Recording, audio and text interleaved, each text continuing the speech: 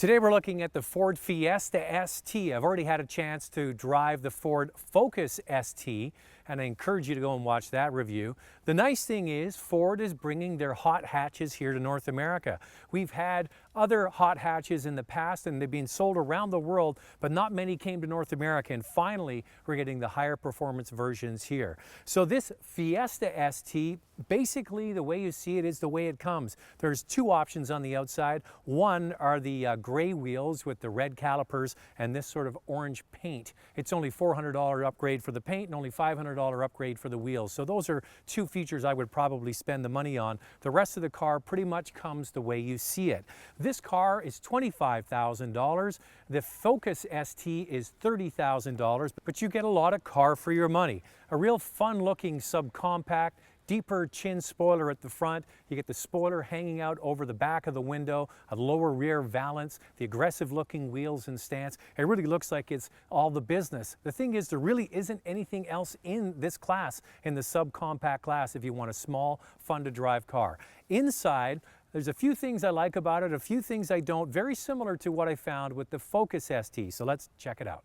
I can remember when the Fiesta first came out, I was really surprised by the level of materials and quality that they integrated into the dashboard especially. And that's true whether you get the base model or you get this top of range ST. It's covered in soft touch materials on the top of the dashboard, nice looking dials and switches. With the ST you get upgrades like the big fat steering wheel with redundant controls on the steering wheel.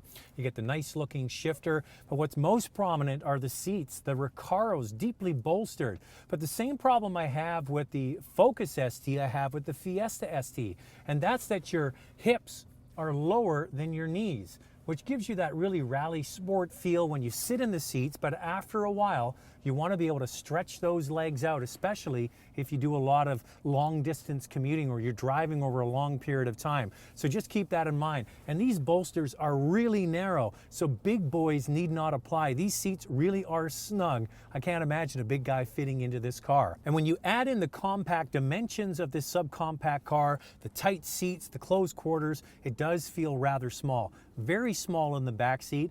This really is a single person's car, a young guy that sees himself a bit of a boy racer. That's really who's going to be attracted to this vehicle. A couple of things on the plus side, heated seats are included.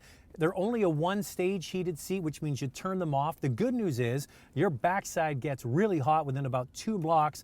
The bad news is it's so hot you have to turn it off. You got to cycle them on and off all by yourself. I wish it had a lower setting. You've got the automatic climate control. You've got the My Ford touch screen front and center in the top of the dash. That's included. 2 options you might want to splash out for is the navigation and the sunroof. 2 things I wouldn't get. First of all, I'm not a big fan of sunroofs. Navigation, I've got my phone, and that's included in my phone, and it's absolutely free. The thing about the My Ford Touch in this car is the screen is far away from the driver, and the buttons and the way the display comes up is really quite small. So you have to reach forward and you have to touch the screen, and the little indicators that you touch are really on the small side. So that is a bit of a drawback. But other than that, you get a wonderful looking interior, hugely supportive seats, a lot of technology for $25,000.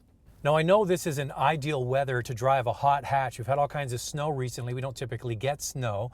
The good news is the temperature is a little bit warmer. It's up around 8-9 degrees Celsius, which is between 45 and 50 degrees Fahrenheit. So good enough, that's all I can tell you. So I'm going to give you overall driving impressions for everyday use. This isn't a rally or a track sort of evaluation, just using it every day, which is what most people are going to use this car for if they're going into showroom to buy. So out we go into the snow.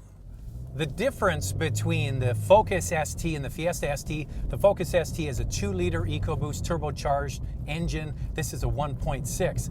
The horsepower in the Focus is 252 horsepower. That's a lot of horsepower, and this was 197. But the torque is good at 202 foot-pounds. This is a much smaller car. It's very compact. The suspension is much stiffer in the ST. It's a little bit choppy, but it's not too jarring. Add that in to the very direct steering, the comfortable and snug seats, and you feel like you could put this car anywhere you want and it'll go there without any effort, absolutely no problem.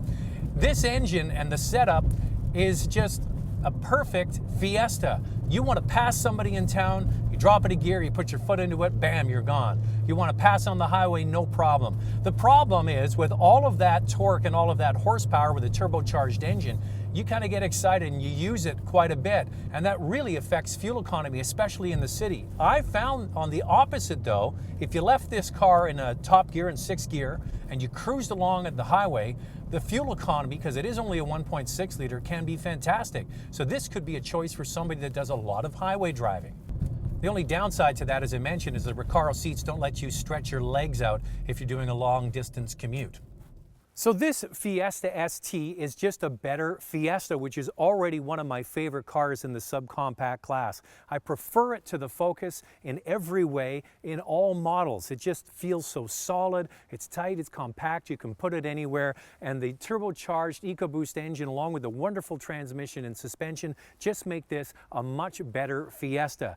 It isn't cheap, but you do get a lot of features. I wouldn't get the navigation, I wouldn't get the sunroof. I'd basically get it the way you see it here with the upgraded wheels and maybe a different color scheme. It's going to cost about $1,000 more than the $25,000 starting price. A lot of car for the money, but for many people it's still going to be a little expensive.